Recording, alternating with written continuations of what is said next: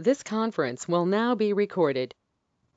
Well, hello, and welcome to Let's Talk Business with Sal Acosta, the Duke of Business, and me, JoAnn Forrester, also known as the Empress of Biz. We're doing what we love the most, talking to entrepreneurs who are making a difference in our nation.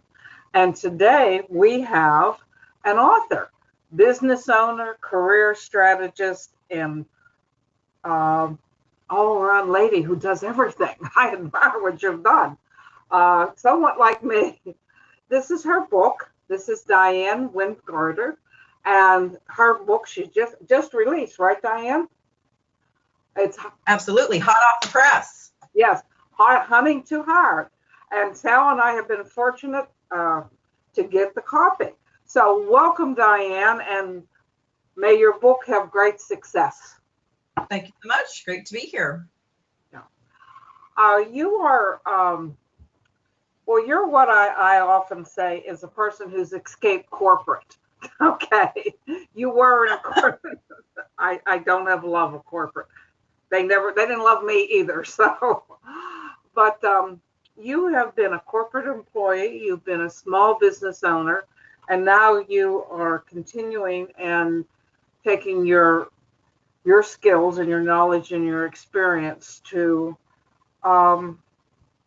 training people, to helping people, and especially today.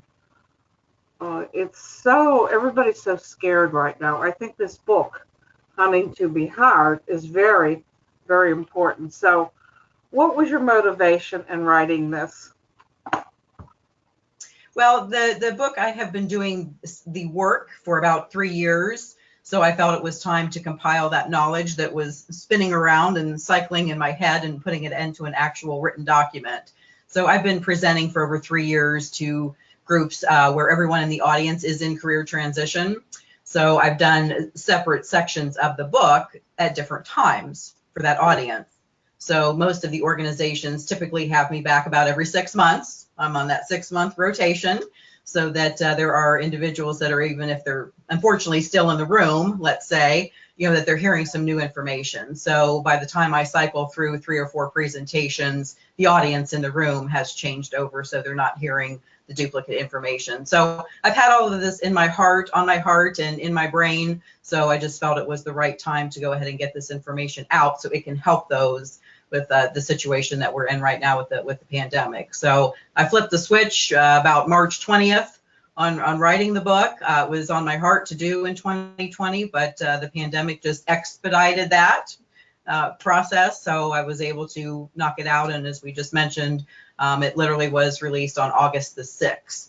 So that's a prompt turnaround, but it's because the material was already, let's say, written both throughout my presentations and in my mind. So it wasn't like I was just, approaching a blank canvas and trying to figure out what to say. I already knew what I wanted to say. It was just the process of getting it down on paper.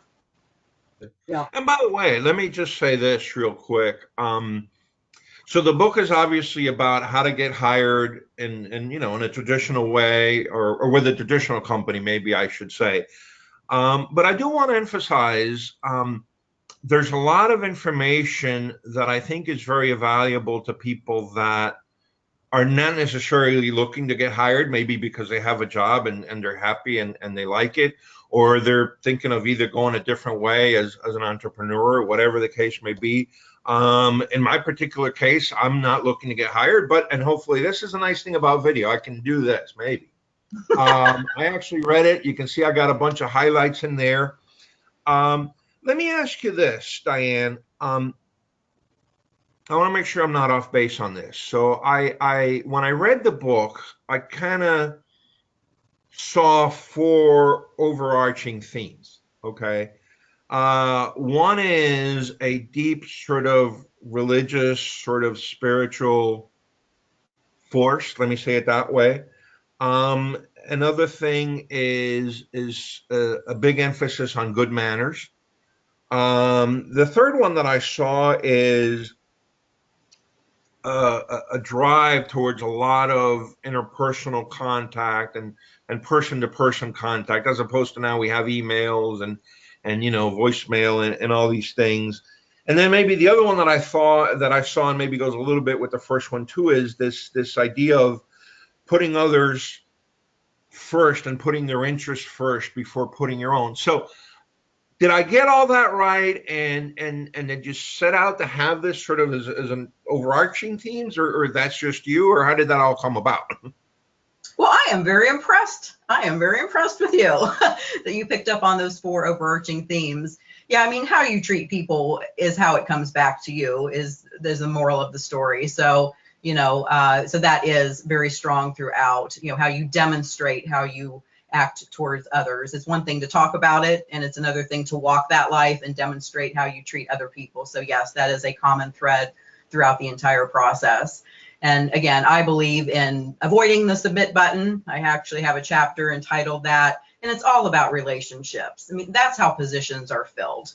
It's truly through who knows who, and networking, and that someone hears about an opportunity and then they apply, or they know somebody that knows somebody, and that's how C-suite positions are definitely filled. Is through that network and those colleagues that recommend someone for an open position. So you got to get yourself in the mix to be noticed and to be heard and make people know that you exist. So that's a strategy that the book has, is all about how to be noticed, obviously in a positive way, not in a negative way. So yes, all of those 4 themes are very strong throughout the entire book. And that's how I operate in my life as well.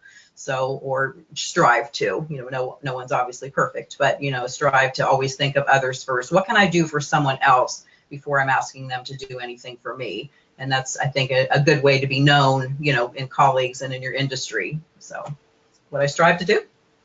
Yeah. Let me ask you maybe one more sort of tactical question about the book, and I'll turn it over back to JoAnn. But I've got you going on this. I want to piggyback on this. You have a tool in there that I thought was really good, which is the 3x5 matrix. Mm-hmm. And again, without giving away too much, because we want people to buy the book, frankly. But could you talk a little bit about the 3x5 matrix and maybe how that helps you? Again, in my mind, it's a tool to kind of focus you and direct you and maybe set you up for a little bit of accountability. But just talk about that briefly, because I think it's something that I hadn't seen before, and I think it's very valuable. Well, thanks. Well, yeah, one of the issues is when people are starting to launch and look for their next career position is they don't know where they want to go, they don't know who they want to work for, and they don't know why they want to work there. So that is why we start that at the onset of the book. I mean, we really drill down into outlining companies that you want to work for, and I make them come up with 5. And believe it or not, when I do ask that question to individuals, tell me 5 companies that you want to work for.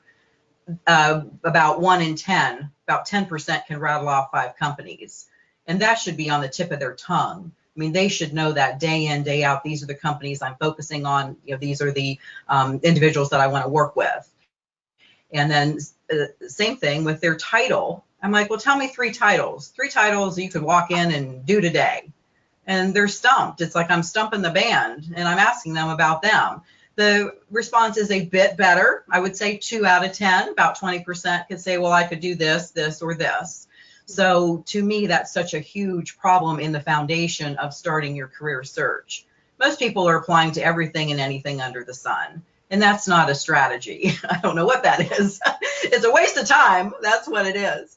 But if you need to have that set up, so that's why we pick 5 companies, 3 titles that you're capable of doing, and that becomes your 3x5 matrix. So we put it on a form. Then we talk about digging deep into attributes. What is important to you in a company, that their persona is, and then we do research and find out if it's a match. So it's a lot about matchmaking. You do the same thing in your personal life when you're looking for a spouse, right? You have a list of attributes that you're looking for, characteristics that you're looking for. And if that person doesn't have any of them, well, you're probably setting yourself up for a long and miserable marriage or one that won't work.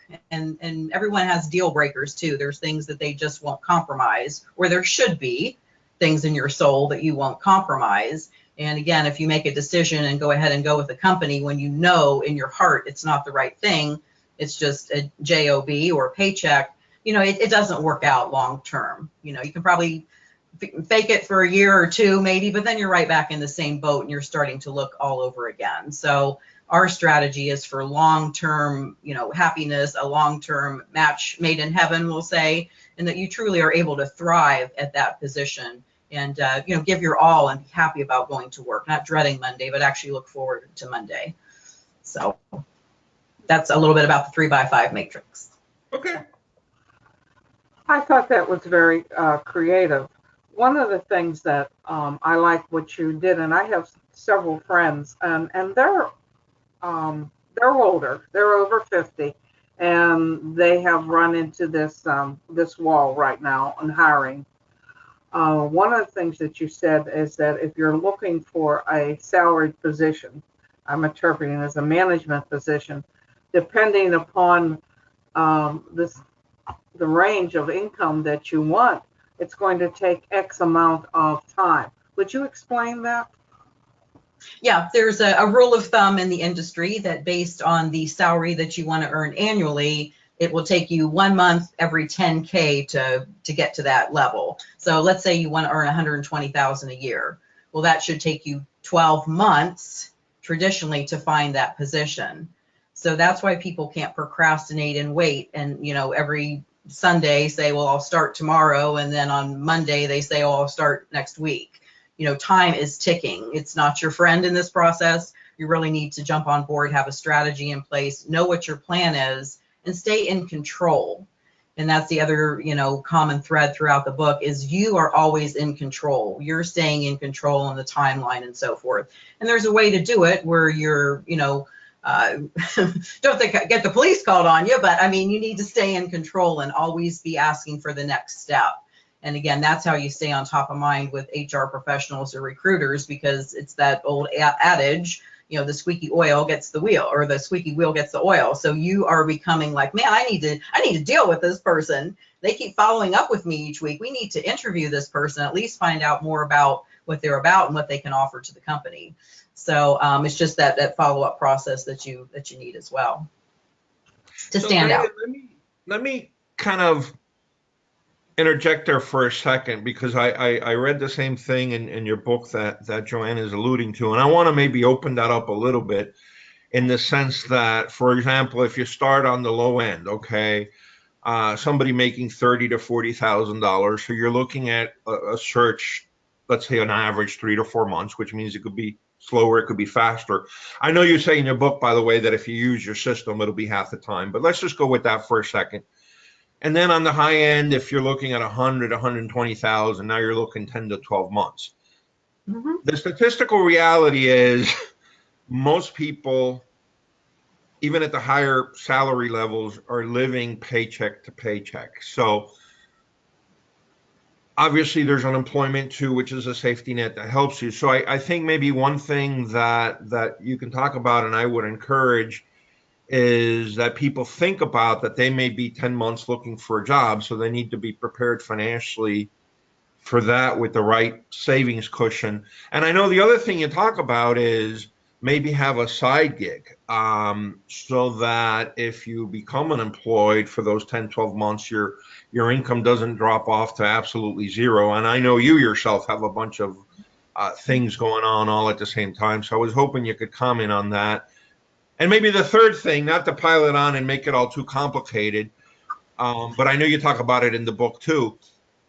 How do you, when you do all that, how do you maintain your sanity and not get overwhelmed? Maybe you have if you're in the $100,000 bucket, you probably have a high pressure job with a lot of responsibility, a lot of overtime, maybe even a lot of travel. How do you also manage your side gigs and everything else? Well, it's always a juggling act. So people make time for what is important to them. So every day you hear people say, oh, I'm too busy, I don't have time for that. And all they're saying is that's not important to me. So we all eat, we all sleep to some degree. I mean, those things are important to us and we have to do those things. So we make time for those things. So it's just really reprioritizing with people and having them understand what is the most important thing during the job search. The most important thing is to find a job.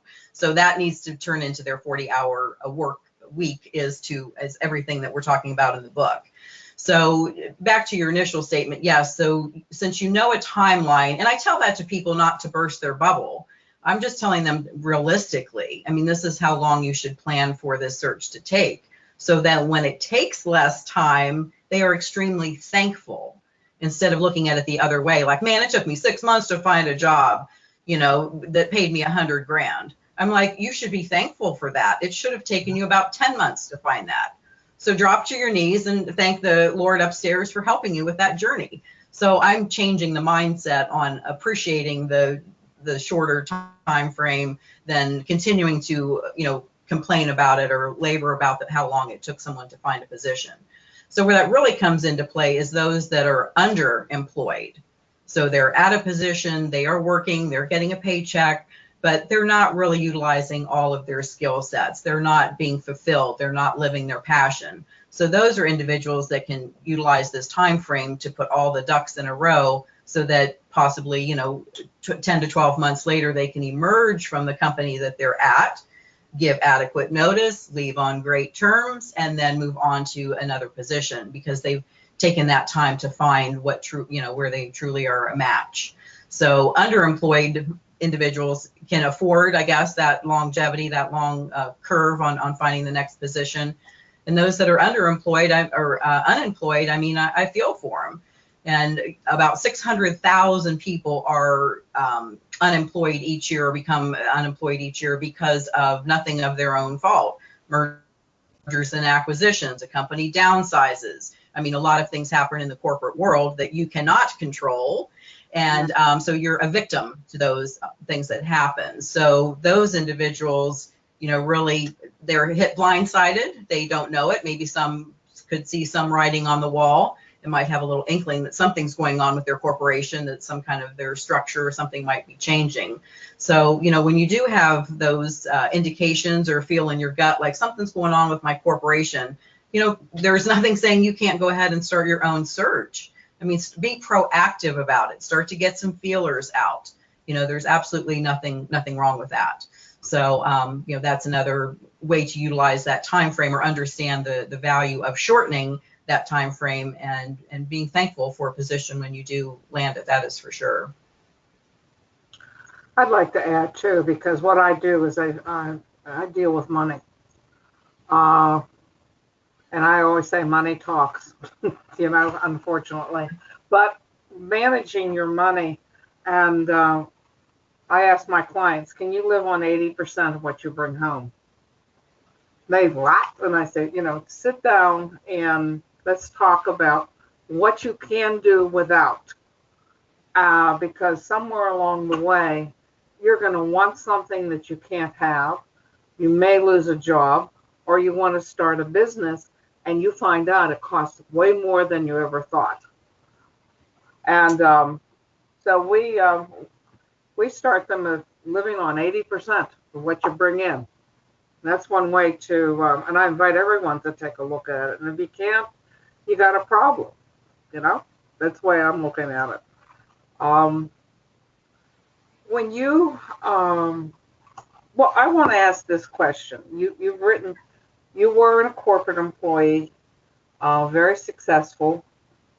What was the difference between being a corporate employee and owning your own small businesses? Biting my tongue. How about that? So, you know, again, I started, you know, at 18, and I would say my first corporate position, or not corporate position, but for a retail chain. So when I was young, I always played store. I always, actually, when I would go shopping with my mother, and she would be in the dressing room, I would be going out on the floor, grabbing her things. Hey, Mom, try this. I think this would look good on you. And then, ironically enough, other women that were in the dressing room, they would start to ask me to go get them things. Oh, wow. Yeah, they would be like, hey, can you go get me something? I mean, it was just really fun. And now that I think back on that trait that people saw in me, like, wow, she's willing to go do that. So anyway, I always loved helping women feel good about how they're dressed and their appearance and their persona and things like that. It just lights them up. So fast forward, started in the retail arena and was going to school for fashion merchandising. So I knew as a youngster that that's what I wanted to do. So I was working in retail, like I said, starting at age 18, and then stayed in that till I was about 37, really concentrated in retail. So that was the corporate life. I did move up the corporate ladder, but there were times, you know, as a district manager, moving up to a regional manager, up to a VP, that I did have to bite my tongue. You know, we were in a corporate setting and I wanted to say something or suggest something, but I knew it might, quote unquote, rock the boat. But so I would have to just go with what was going on with the corporation. So, and I knew there was a right time and a right place to share some of those ideas. And sometimes in a boardroom setting, that's not the right place to do it, because someone else in the room may feel like you're trying to steal their thunder, make them look bad. I mean, there's so many other things that are going on in a room. So if I had something to share to that extent, I would do it one-on-one with the person that I needed to share that idea with. So I just had to learn that protocol. You know, I didn't have that protocol at the onset. And, you know, I found out some backlashes from that. So I learned how to play the game in the corporate environment. So now, you know, I don't have to. It's just me, myself, and I. And all three of us get along really good. Hey, Diane, let me ask you a question a little bit out of left field, but I'll tell you why, and honestly, to pick your brain a little bit and take advantage of your professional background. So I'm a business broker. A lot of times people approach me not even necessarily wanting to buy or sell a business, but they want to start a business. And a lot of times retail is a very, people want to start retail businesses a lot. Because of your background and being very successful, with everything that's going on now with Amazon and the internet and e-commerce, et cetera, would you recommend if somebody came to you and said, hey, Diane, I want to start a small retail business, a boutique selling shoes or hats or briefcases or something, would you recommend that, or would you advise against that now? I would tell them to be cautious. I would have them do an extreme amount of homework, and I would have them focus on what's their difference maker. Why is someone going to come to their front door? So if they can't create a unique experience for someone coming through their front door, they're just going to go online and shop. So it's all about the experience. So we would really have to dig deep and find out what's the hook, what's the catch, what do you do different, and what can't they get through the computer screen. So a more thought process would have to go into it than, you know, before COVID and before Amazon took over the world. You know, before you opened up, you hung your shingle, and likelihood that you were going to have at least some foot traffic initially and then build upon that initial clientele. But it is definitely more of a challenge these days because of the convenience of the internet. So figuring out that hook, what makes you different, what makes you stand out, is what would make that company successful. If you were to go into retail right now, what would you do? If you had all the money and the resources, what would you do? Well, it's not totally retail, but eventually I will have a brick and mortar for my business. So yeah, so for Hunting2Hired, for the career strategist, there will be a brick and mortar, and it's going to be the all-encompassing journey. So I've actually already drawn it out, and because it will be, again, where someone can come for that experience of starting at the onset, and there'll be rooms that we'll interview in. There will be a room set up that we pray in. I mean, my whole journey will be mapped out for them in rooms, and they will just go through that strategy. We'll have a conference room for larger events. Like I said, I'm going to set up a mock interview room that's going to have different scenarios. Sometimes you're across the desk, sometimes you're across the table, and obviously pre-COVID, and we'll get back to it. Sometimes you interview with someone side by side on a couch. So there's different, your body language needs to be different in all of those scenarios. So those are things I want to put people in and have them practice, because obviously practice makes perfect, you know, and again, nothing's perfect, but it makes you comfortable in that scenario. So if you walk in an interview and you're expecting to be, you know, across the desk from somebody and they buddy up to you a little bit more, let's say 6 feet apart, side by side, you might not know how to react to that. So we need to prepare people. So my retail endeavor is going to be a brick and mortar that encompasses all of that for the career space. And again, I don't know of another environment like that. I mean, there's career centers and things like that, but I think they're not as fully dimensional as what I am getting ready to create. So Diane, hold on a second. Let me ask you this question.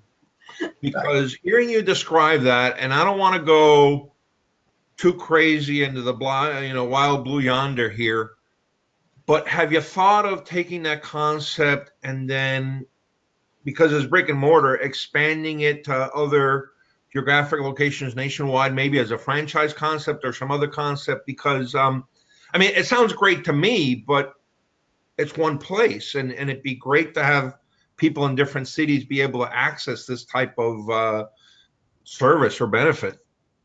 Oh, absolutely. Yeah, obviously you test and measure first before you go wild and go crazy. So I would test and measure the first model and then, yeah, determine if it would be something that would be franchisable or company owned like I had before.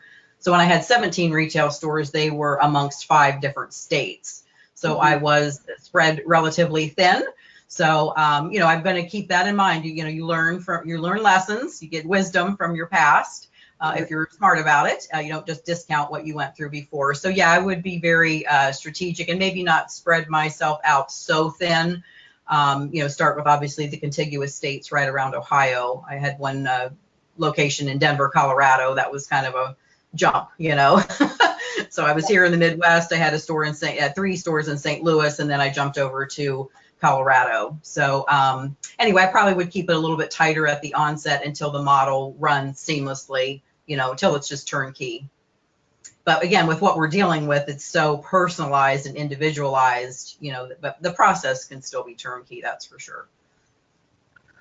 One of the things that intrigued me is your emphasis on prayer, and that connected with me. And that's something that is not often talked about in business. And I'm glad to see that you are talking about it. And that takes some courage to do that, to talk about that. So what made you decide to bring your faith into what you're doing? Because he told me to. So when I originally came up with the book, it did not have that element in it. And again, I've been toying with this idea since 2019. I was working on a huge event, and I, again, wasn't prioritizing any time to work on the book then. But when when everything switched in 2020, that's when, again, I put the metal to the pedal and got this done. But originally, I did not have that element in it. And about March of this year, he told me, you need to put faith into the book. So I said, yes, I am a steward. I'm going to obey. And that was the decision. So I started to incorporate that in. There were scripture sprinkled throughout the book. Is it on every page? No, there's not scripture on every page, but it is interjected in a few different areas. And then there are 2 prayers in the book. So one, I would say, is towards the onset of our relationship where I'm working with the client, and we talk about prayer and the power of prayer and bringing him into this journey. And then as we get further on into the process where the candidate is actually starting to interview, there's another prayer that's very, very specific, because God can move the interviewer's heart to say yes to you. So when it's down to 3 people, I would think you would want him on your side, moving that individual to say yes to you. He can do that. You can't. I mean, you can present yourself as well as possible, but in that final decision making, he is the one that can move their heart to say yes to you, because he knows it's a match and you're wanting that position for all the right reasons. As I do state in the book, if you want a position because of lust, power, money, greed, all of those things, he will say no. And the reason he's doing that is he's protecting you from going down probably a path that you should not go down. So, he's got your best interests at heart.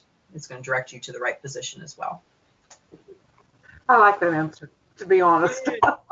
Let me ask you a little bit, and you kind of set it up a little bit. But I want to go more directly to a what I know is a hot button topic for a lot of people, and it's actually salary and compensation. And I know at one point in the book you say that you should never accept a lower salary at a new company for a similar job, I think, or a comparable job, I think is how you state it. So my question is, by the way, my rule of thumb was, and trust me, I moved around maybe more than the average bear. I would move around for at least a 10% salary hike.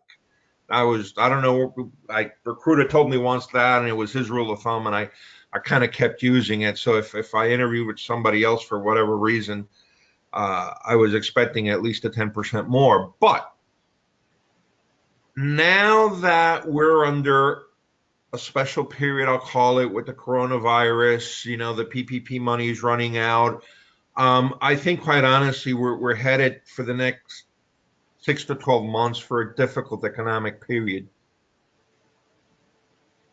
What would you recommend people to accept a lower paying job, let's say if they're unemployed, or if it seems like the new organization has more job security, or if it's even, quite honestly, a lower level job from what they had, but again, maybe they're unemployed? So does COVID and the upcoming economy change how you look at salary and compensation? It does. I mean, we can't dismiss that. But again, it's just you're discounting your worth is how I look at it.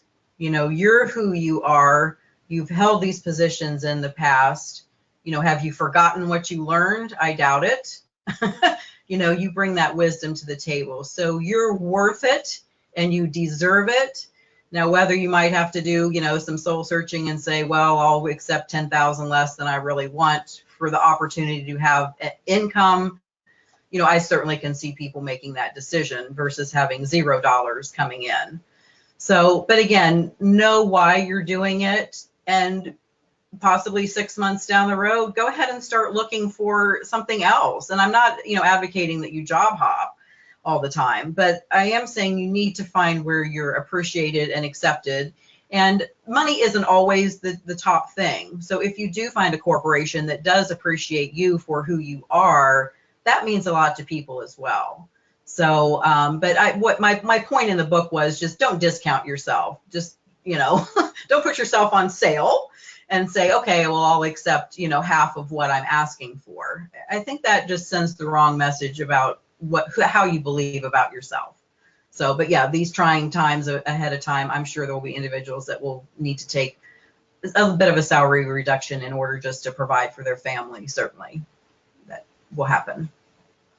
One of the things you said, and I have used this a good bit, is that you have certain skills, talents that you have in a particular position, and they're transferable. That doesn't mean you have to stay in the same industry. And would you talk more about that? Absolutely.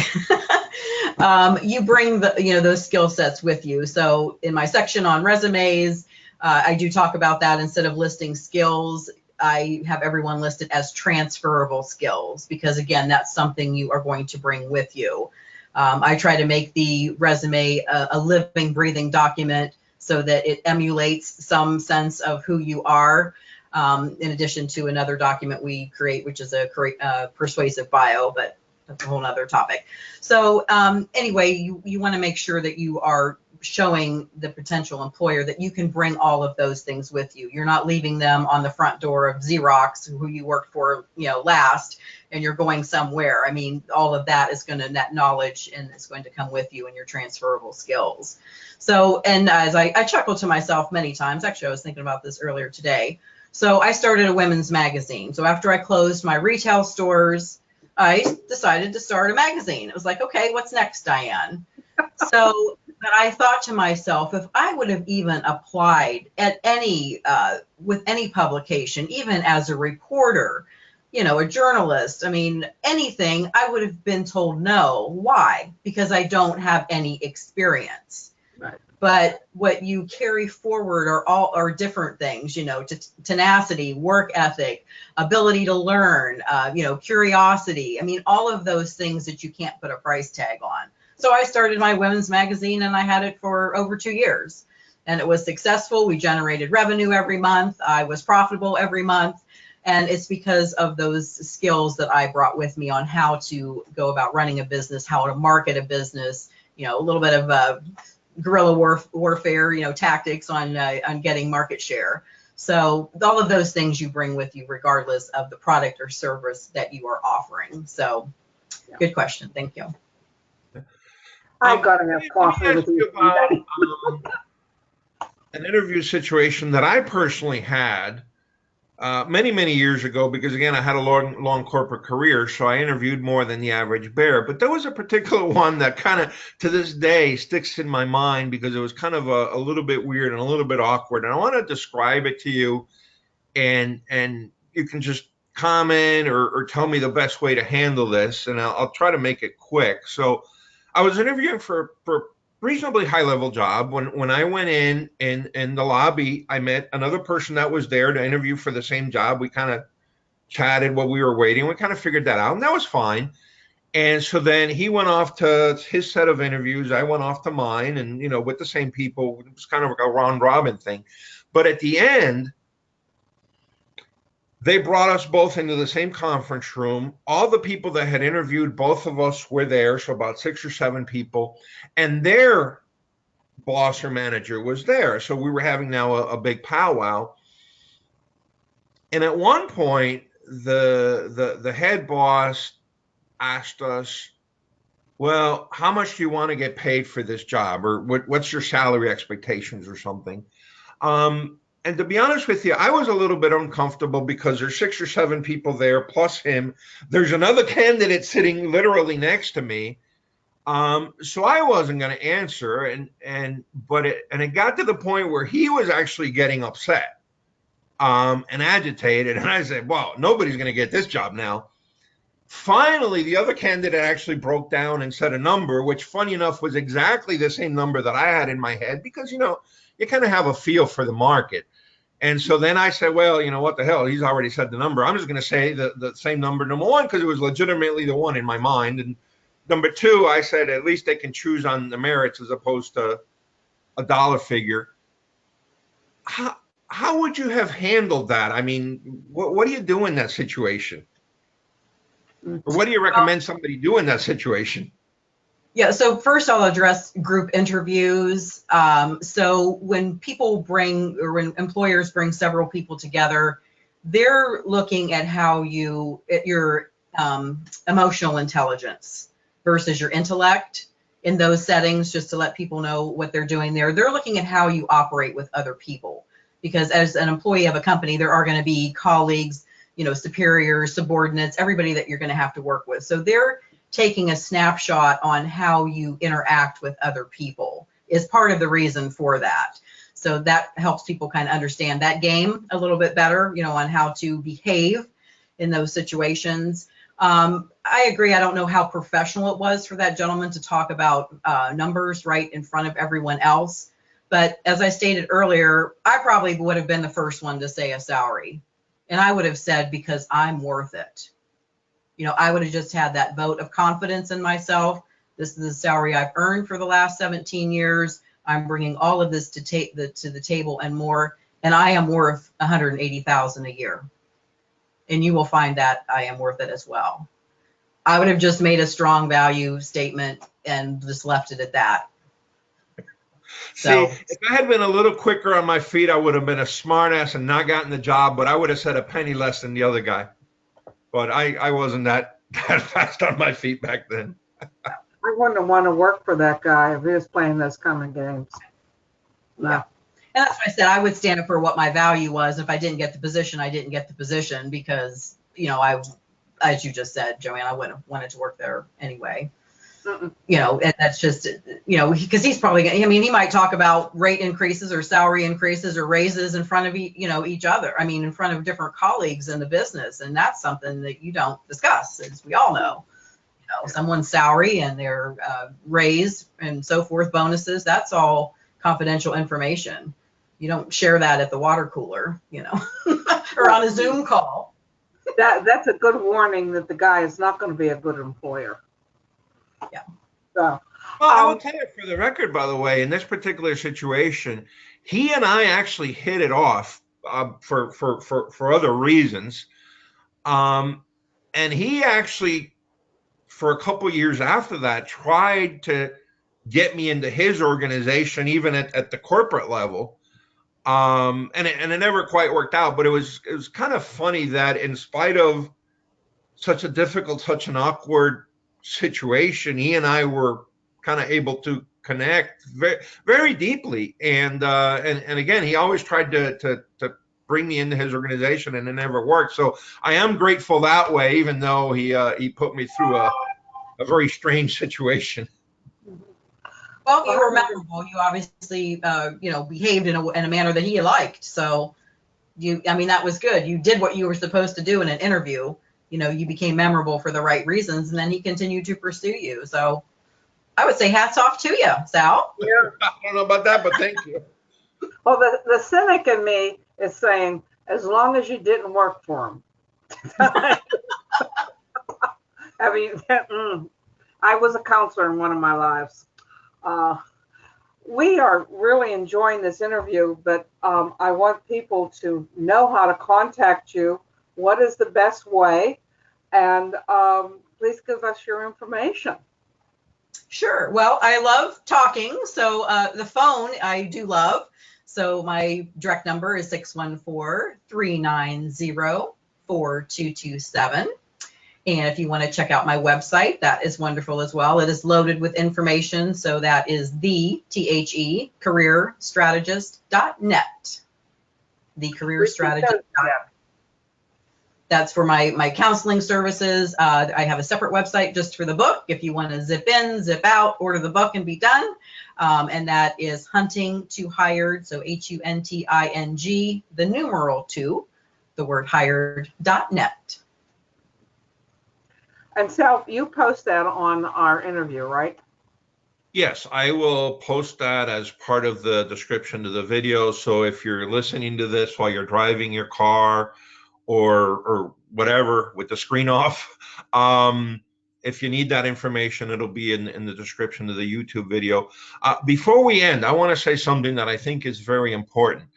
And it is that Diane not only talks the talks, but walks the walk. When I got her book in the mail, I actually got a little thank you note. I'm obviously not going to open it and read the inside. But it was a very nice little handwritten thank you note, which goes back to that whole personal contact thing. So again, just want to let everybody know that I appreciate the fact that, she walks the walk, and it's just not, something written in a book, but she actually practices what she preaches. So that's it from my side. Okay, for wrap up, questions for all three of us. During this difficult time, what do you advise people to do in job hunting? They've got to go into it with the right mindset. So if you go into it, woe is me, nothing's going to happen, I shouldn't apply because no one's going to call me back, no one wants me to work for their company, I'm 50 years or older, whatever the case may be, you're setting up your own, it's self-sabotage.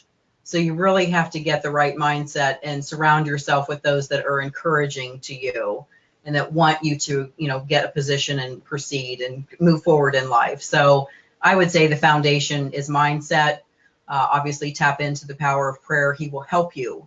He will help you keep the right mindset as long as you bring him into the fold. So that's how I would say, just start with the right foundation, and then things will move forward and progress from there. Sal, what about you? I would say think about how you can help organizations in this time specifically. And by that, I mean, do you have skills that will help the business grow specifically in these pandemic times? Or do you have skills that will allow you to make processes more efficient, or allow you to do cost reductions, or allow you to make the business more cost effective? Because again, we're going into difficult times, and I think the higher level managers are going to be looking for those things. They're going to be looking to to make their processes more efficient, quite honestly, run the business with less people, do cost reductions, be cost effective. And if you can show that the value that you bring in achieving those things far outweighs your salary and the expense you're going to be, I think you got yourself a job, as long as the corporation survives. Yeah. My advice is don't be afraid to switch fields, because as Diane was talking about, we all have skills and talents that are transferable, and that because you work in construction doesn't mean that those skills don't move into actually education. Whatever it is, don't be afraid to just step out of the box and do something. So it's very enjoyable interviewing you. I hope we meet someday, Diane, in person. Yep. Be great. Thank you for joining us on the show. Yeah. Thank you for having me. Yeah. Do you want to do a wrap up, please? Yes, I just want to say thank you to Diane for joining us on the show. Wish her the greatest success with her book. I know you've been doing some book signings. You were kind enough to send us the pictures of that. And I would encourage anybody, and again, not just people looking to get hired, because even though that's the book, and all those people should certainly get the book, even other people that just want to learn how to, and this is a topic we didn't touch on, but for example, how to network. I know you devote some time in the book to talk about networking, and if you're already an entrepreneur or a solopreneur, whatever, you always need to be able to know how to network. That's critical. So I would encourage everybody to go out and buy the book and read it and highlight it. Well, thanks again for having me. It was a pleasure being here. You're welcome. Everybody have a safe and profitable and prosperous week. Thank you all. Thank you.